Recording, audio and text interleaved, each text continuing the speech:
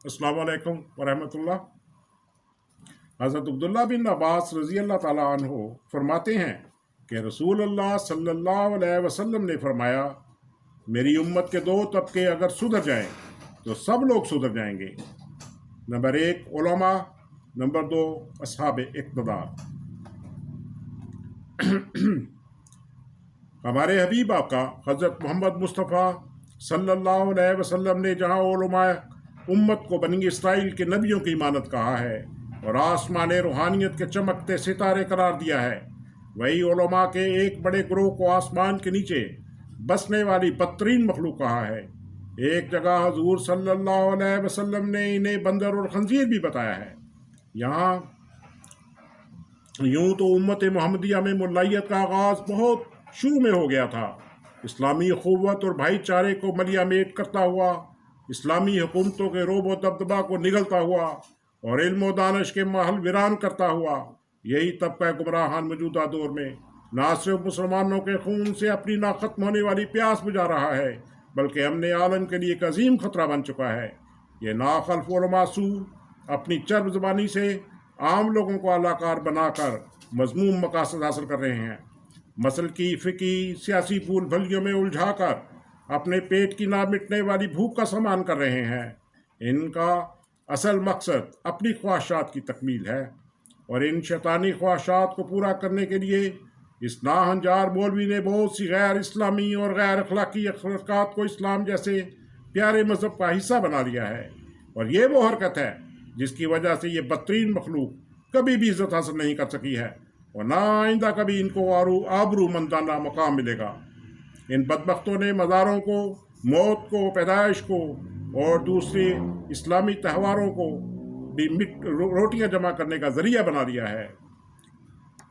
अब अपने इस्लाम दुश्मन दोस्तों को खुश करने के लिए बच्चों को भी खुदकुश हमलावर बना दिया है। टेलीविज़न को भी मज़मूम मकासद और दौलत लूटने का ज़रिया बना लिया है। लोगों को इस्लाम के नाम पर बेवकूफ़ बना रहे हैं, दर्दनाक तस्वीरें दिखाकर उनसे रकम बटोर रहे हैं। जितने फ़िरके हैं इनसे 100 गुना मांगने वाली तंजीमें हैं।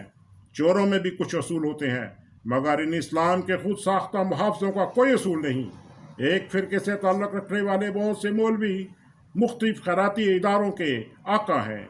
सभी मांग रहे हैं, कभी अल्लाह के नाम पर, कभी रसूल के नाम पर और कभी गौस के नाम पर, कभी पीरों के नाम पर, कभी उर्सों के नाम पर, कभी आसमां से नाज़र होने वाली आफात पर और कभी ज़मीन से फूट पड़ने वाली मुसीबत पर। इन नाम नहाद रहनुमाओं की करतूतों को देखते हुए जनाब हसन निसार साहब ने कहा था, आलम इस्लाम के हुक्मरानों और फ़िक्री व मजहबी लीडरों की भी उमूमन 2 ही सफ़ात हैं, अव्वल जहालत, 2 मयाशी। शायद ये पिछले जन्म में कुएं के मैनिक थे। मौलवी बरादरी से ताल्लुक़ रखने वाले मौलवी मोहम्मद पारन हक्कानी इन बदजात फ़िरका मौलवियाँ इस बदजात फ़िरका मौलवियाँ के मतलब कहते हैं, हिंदुस्तान पाकिस्तान में रहने वाले अक्सर पीर मौलवी साहबान को हमने अपनी आंखों से देखा है कि वो खुद शरीयत का दामन अपने हाथ से छोड़ बैठे हैं और अपने कानों से सुना है कि वो लोग अपने वाज में गालियां देते रहते हैं, बास्तान की बारिश बरसाते रहते हैं, एक दूसरे से नफरत दिलाने के बयान करते हैं।